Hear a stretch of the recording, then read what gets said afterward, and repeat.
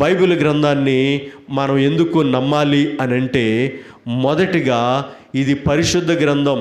ఇందులో దేవుని గురించి రాయబడింది. పాపము లేని దేవుని గురించి వ్రాయబడింది. పాపము చేయని దేవుని గురించి వ్రాయబడింది. పాపుల్లో చేరని పరిశుద్ధుడైన యేసుక్రీస్తు గురించి వ్రాయబడింది. అందుకోసమే ఈ బైబిల్ గ్రంథాన్ని మనం నమ్మాలి. ఈ బైబిల్ దేవుణ్ణి మనం నమ్మాలి. ప్రియమైన దేవుని ప్రజలారా, మనం ఇంకా అవిశ్వాసంతో ఉండకూడదు. వాక్యాన్ని మనం జ్ఞాపకం చేసుకున్నప్పుడు సున్నైనను పొల్లైనను తప్పిపోకుండా ఎలా పుట్టాలో, ఎక్కడ పుట్టాలో, ఎందుకు పుట్టాలో, పుట్టిన తర్వాత ఎన్ని సంవత్సరాలు భూమి మీద ఉండాలి, మరలా ఆయన మరణం ఎలాగుంటుందో, జన్మ గురించి, జీవితం గురించి, మరణం గురించి కూడా ప్రవచనాలు, మరలా ఆయన ఎక్కడుంటాడో ప్రవచనం, మళ్ళీ ఆయన తిరిగి రెండవ రాకల్లో వచ్చే విధానం గురించి కూడా ప్రవచనం స్పష్టంగా వ్రాయబడింది.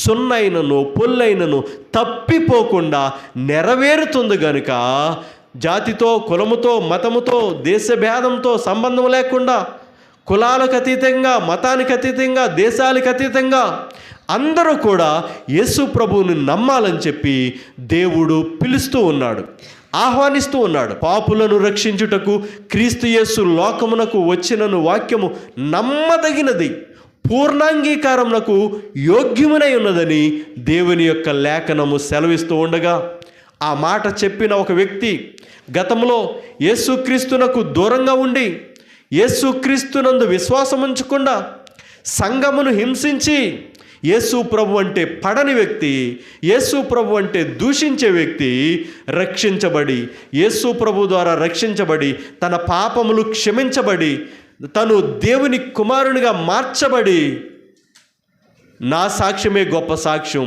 యేసు ప్రభువునందు విశ్వాసం ఉంచాను, నన్ను రక్షించుకున్నాడు అని చెప్పి, పాపులను రక్షించుటకు క్రీస్తు యేసు లోకానికి వచ్చిన మాట నిజం, అది నమ్మాలండి అందరూ అని చెప్పి అపోస్తలుడైన పౌలు గారు తన రక్షణ సాక్ష్యాన్ని తెలియచేస్తూ ఉన్నారు. ఈ వాక్యాన్ని మనం జ్ఞాపకం చేసుకున్నప్పుడు ప్రియమైన వాళ్ళరా, బైబిల్లో ప్రతి విషయము కూడా స్పష్టంగా అర్థమవుతుంది, స్పష్టంగా నెరవేరుతుంది. ఈ మాటలు మనం జ్ఞాపకం చేసుకోవాలి, ఈ మాటలు మనం వినాలి.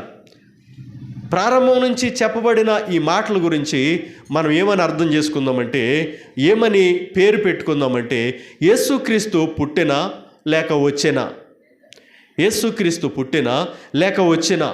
క్రైస్ట్ మాస్ అంటే ఏమిటి? క్రైస్ట్ మాస్ ఎప్పుడు చేయాలి?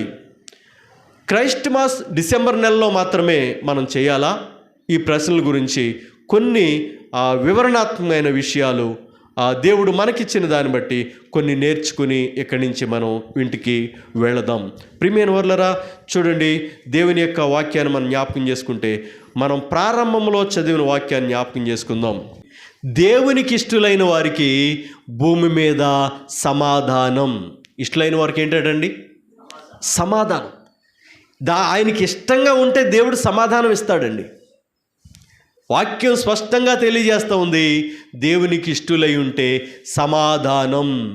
యథార్థవంతుల ప్రార్థన ఆయనకి ఆనందకరం, ఆయనకి ఆనందకరం. ఇంకా అనేకమైన ఇష్టమైన విషయాలు ఆయనకి బైబిల్ గ్రంథంలో ఆయన వ్రాయించుకున్నాడు తన ప్రజల కోసం. చూడండి, మత్తయి సువార్త 1:16 ప్రకారం, ఆమె యందు క్రీస్తు అనబడిన యేసు పుట్టెను. మత్తయి సువార్త 2:2 ప్రకారం, జ్ఞానులు వచ్చి యూదులకు రాజుగా పుట్టినవాడు ఎక్కడున్నాడు? ఓ ప్రశ్న. ఎంత ఆశ్చర్యం అండి! యూదులకు రాజు పుట్టడం ఏంటి? పుట్టడంతోనే సర్పంచ్గా పుట్టారా? ఎమ్మెల్యేగా పుట్టారా? ఎంపీగా పుట్టారా? ముఖ్యమంత్రిగా పుట్టారా? ప్రధానమంత్రిగా పుట్టారా? యూదులకు రాజుగా పుట్టడం ఏమిటి?